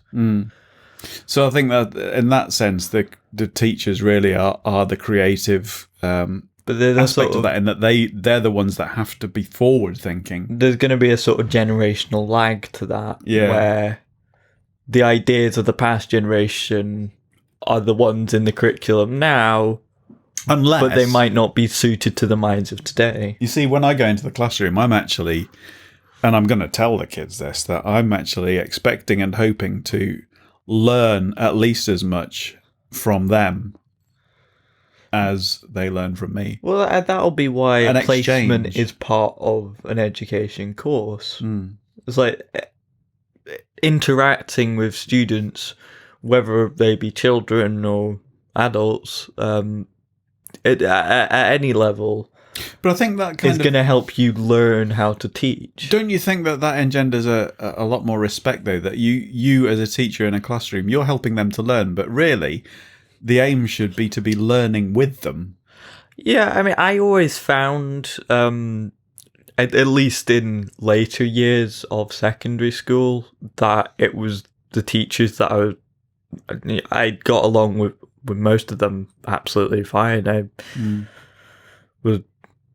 I think it's getting better. Even quite friendly with them. Yeah. I mean, I know a lot of teachers, and I think generally, I think it is getting better because, I mean, I'm thinking about the teachers that were teachers when I was at school. It's and usually the arseholes that are telling them what to do that I disagree with. Yeah, but that's management. Well, yeah, it's just general management. But like most of them complained about the SQA from what I remember. Although I must admit, there's a thing going around. The SQA at the moment are advising for music students that people who play wind and brass instruments should perhaps this year consider taking up a different instrument. Jesus. Why? Well, because obviously there's the restriction. You can't perform. Yeah, but can they not just like record that? Like, you'd have thought so, but this is. That's when you sort of think, hang on, this is the National Qualifications Authority, and they're kind of like most of the people taking exams under the SQA have been learning that instrument for years. So why don't you just turn around to the mathematicians and say, well, why don't you just take up French instead? It's like it's still learning, isn't it? It's still a subject. I mean, I guess you'll have like general appreciation for like things like beats and the musician tone, but like the whole technique, which is the important part, is particularly for like brass. Yeah, I suppose a more accurate comparison would be about maybe asking a footballer to take up ice hockey instead or something. Yeah, something like that. It's like it's entirely different things. Like there's some commonalities, but like only so much as in they can come together to form something nice. I don't know. Come together. Isn't that not a Beatles song? Yes. One that I can play on drums. Ooh, get you. I had to do some drumming in one of my teacher classes things. Weren't you the only one with drumsticks? I was, yeah. They all had wooden spoons and Tupperware boxes. We had to do. Did you have anything to hit? Yeah, I had a cushion on a stool and another cushion on a table. Do you find it interesting? Yes. Venturing outside of your musical coordination is because it's interesting because I'd found the keyboard skills aspects really quite easy and elementary for me. I could pretty much switch off and not bother with those. But the four-way independence aspects of drumming, meaning the four limbs, basically, that was interesting. I mean, I've been doing it for like 5 years, and I struggle with that still. Yeah. I mean, like you say, having some coordination skills from playing the piano and general musicianship is helpful, but it's a very different skill. Don't know, I maybe sort of get an aspect of that as well doing like percussion, because there's so many different percussion instruments that you're just sort of expected to be able to play. How importantly, or how do you relate the creativity aspects of, say, a composer with that of a performer of that? So, like interpretation. Do you think the performer's role is as important as the composer's role? I would say in the end, at least it depends on the context. Because if you're doing like something that's a lot more loose weave, particularly like, I mean, I'll know this from my experience with drumming, of like doing things like fills or variations on the beat that was originally there, which often come from just making a mistake and then rolling with that. Yeah. That's sort of, you can do that a lot more with something Would that be like a rock beat, or would that literally be like a drum roll? If you want to integrate that into your fill, then yeah, maybe. I was making a pun and you turned it into a serious comment. Well, it could be. You can roll on a You're snare rolling in the with middle it. of a fill. You're rolling with it, yeah. I see what you mean. I see what you did there. That wasn't intentional. Meta. I'm just a nerd who's ignoring your interruptions. I was just filling. Wasn't as good as yours. Meow. Oh. Let's not. No. Okay, I don't know. That got embarrassing.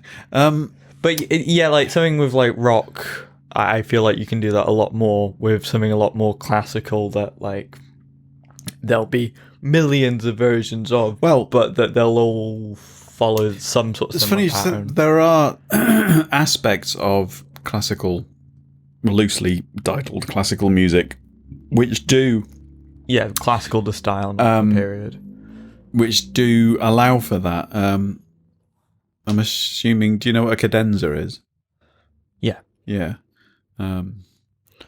So there were show me off bits a bit. that are, I mean, it might be written into the music, but it's also a section where basically a soloist who's doing something, a piece, will have a section where they can basically improvise around the themes of whatever the tune is and stuff like that. They've got a section where they can show off their prowess. But if I remember correctly, a drum solo at a gig, really. Well, yeah, it's like really any solo. Yeah. Guitarists will have it a lot as well, I guess, and pianists as well. To some extent, I don't know how common piano solos are in rock music. Now that's an interesting branch of creativity, which is something I've become more comfortable with, but still find a challenge, is improvisation. That's creativity on the fly, isn't it? I mean, it might be some part of like being a drummer. Like, it sounds a lot less bad if it's just slightly swung, because like if you just slightly get the rhythm off, and you can just sort of, you can save that a lot easier than just playing a wrong note, because if you play a wrong note that's out of key, you have to switch key and figure out how to do that. Possibly the reason that I feel less comfortable with it is my classical training, because you spend so much time, you spend years training to get every note right. I mean, you get a certain amount of license in terms of the feelings and emotions that you put into it, but with classical training, there is a lot of attention to getting a lot of the aspects of the music exactly as they were intended. You've done it again. What are you doing? Oh, you're going to have to mop up now. You've spilled in my room. My room's going to smell of beer. Spilled on your table mostly. My room smells of beer now. Lick it up. No. I feel dirty. You've done a dirty protest in my room. It's probably not the first time. I hope it is. Well, in recent years, yes, but yeah. Where were we now? There's a mixing of tenses. What? Where were we now? There's a mixing of tenses. Oh, yeah. I feel like we should be drawing to a close.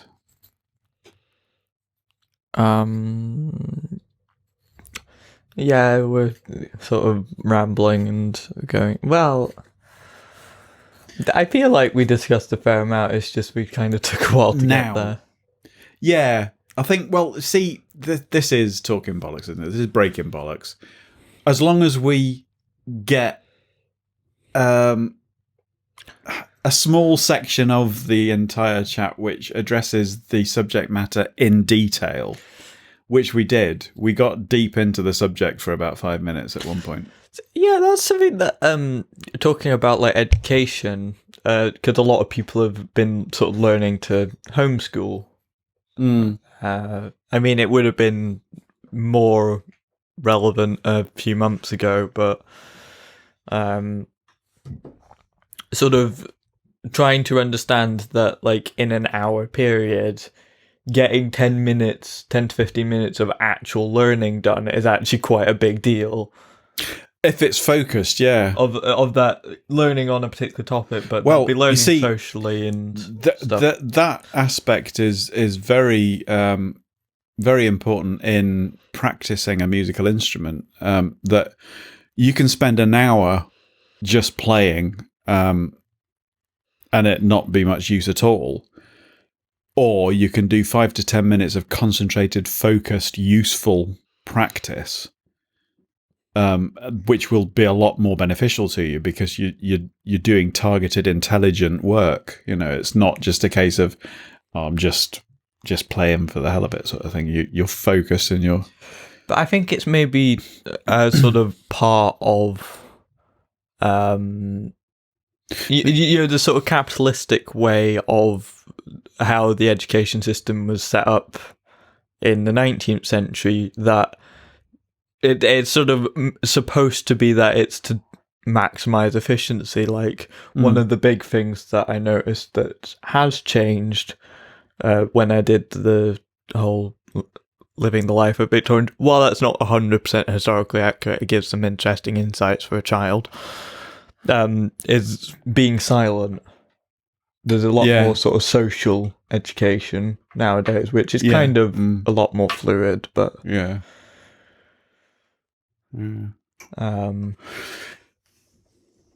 Anyway, let's draw to a slowing down of. Let's finish, please. You okay? Yeah, I think so. Cool. I've looked forward to. I do look forward to our chats now. Partly because... Will you stop? You need to learn how to drink out of a bottle properly or stick it in a glass. Fuck off. And your beer. Meow. It's every time you take a slurp out of a bottle, it wants to come over the top, doesn't it? Well, it just does that. Yeah, because you go... at the top. No, it does. You do. You suck it. Instead of just pouring it into your mouth. Okay. Which allows a pocket of air to... rebound into the fluid, causing bubulation. Rebound your fluids. You'll do what with my fluids? You can watch me suck all day if you want, but anyway. Not my bag. Yes, shall we? Yeah, let's go and clues are. Let's go and drink more and watch funny stuff. I'm sorry again. End of the episode. I have to apologise for the 2 hours. I mean, if you lasted this far, then I don't really have anything to apologise for. It's your own fucking fault for listening this long. Why if you didn't give up in the first 10 minutes, then apologise. Because I'm self-deprecating. I have a self-esteem problem. Oh, that's weirdly not wholesome, but like good of you to admit, acknowledge. Yeah. Yeah, I've been working on it for nearly 50 years now. It's not going anywhere. Self-acceptance. See, I normally make self-deprecating jokes. You just sort of collapse. The self-esteem, self-acceptance kind of goes hand in hand with self-esteem issues when you admit that you're shit. Okay. If you've got self-esteem... Yeah, I'm not going to... See, I'm trying to explain it again, and I already did it once. Right, okay. Well, shall we... Yes, please do. Help me. Help me. I'm reaching up. It's like I'm in a hole, and you're up there, and I'm reaching up. Please pull me out of the hole. You feel it fucking Jeremy again. Who's Jeremy? Jez out of Peep Show. Can you pull me out of this hole, please? Okay. Please, Mark. Okay, Jazz. Anyway, I'm Firebolt. I've been Jeremy. I've been the Orbiter. And this has been Breaking Oh, Bollocks. no. Yeah. No, I'll do it after the afterbirth. Well, it might be helpful instead of interrupting my outro, but I've never done that before. That's a new twist on an old you probably favourite. have. That's an old thingy. Yeah, but And some people might not listen to this has the been Breaking Bollocks episode 73. Listen to the afterbirth. There'll be an important thing. Okay.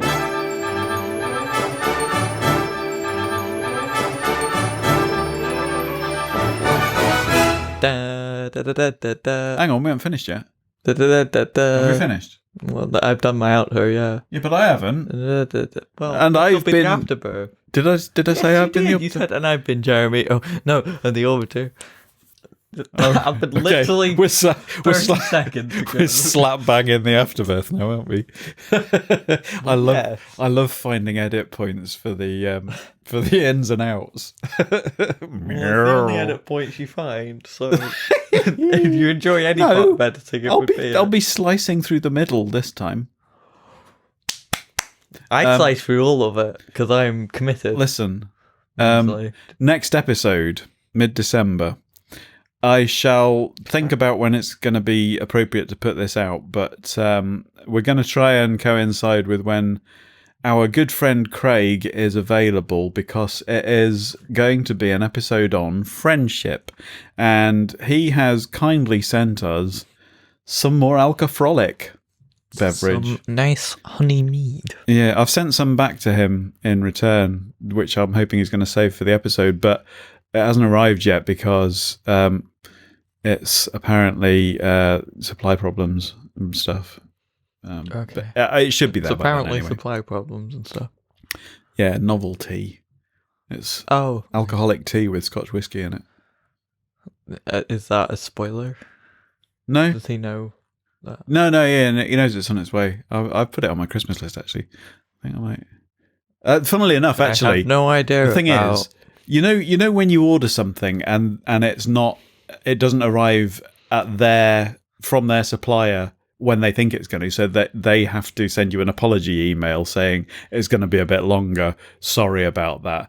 Well, they did that, and they've also given me a code for I think 25% off. A free 25 centiliter bottle with my next order. Ooh. Because it's late. That'd be 250 mils, yeah. Yeah, it's like a third of a standard spirits bottle, kind Okay. of. Yeah, like a small beer bottle.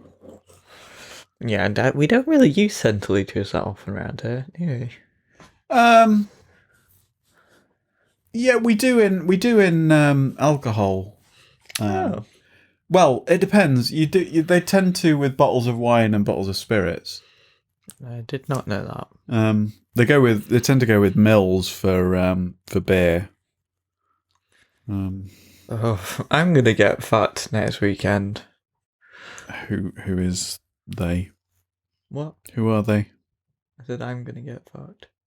Yeah, who are they? What? Who's the lucky fucker? No, no, alcoholically wise. Oh, right, okay. Why is that? Well, the plan is to do our anniversary special, which hopefully won't be uploaded shit. in fucking June this time. I've got so much work to do. I'm going to have to concentrate this week. I'm so behind. But also, I have like an event that I've got a probably be podcast to drinking record for my course. Ooh, you might actually be. But you could just upload this. No, it's a podcast that I'm going to get marked on. Okay, do you have to talk relevantly, or is it more about the sound? We've been put production? in teams of 4, and I'm meeting for a conference call at 12 o'clock tomorrow with a hangover probably, with them to discuss how we're going to do it. It's on Beeps and Blips, the world of electronic music. It's basically we've got to tell a story about electronic music. It's got to be 20 minutes, the podcast, and we can have no more than 10 minutes of actual music in it. Okay. So I make that, I think I worked it out, which made it a little bit less pressure, was that we can get away with possibly doing 2.5 minutes of talking each. Which is not too bad. Yeah, it's not as okay. I've talked in German for longer than that. So they can't talk in English for that long. And you weren't even supposed to be. What? You were just pissed. You just didn't know what you were doing. You just accidentally talked in German. Oh, I forgot. It was supposed to be in the episode. What? Experimentation and creativity. I was going to bring up the Shakespeare monkeys. What? The Shakespeare about the experimentation and creativity. The infinite monkey cage thing. Is that what that is? Well, the infinite monkeys on infinite typewriters will eventually produce a... Yeah, that's the infinite monkey cage. That's where it gets its name from. Is it? Oh, that's quite creative.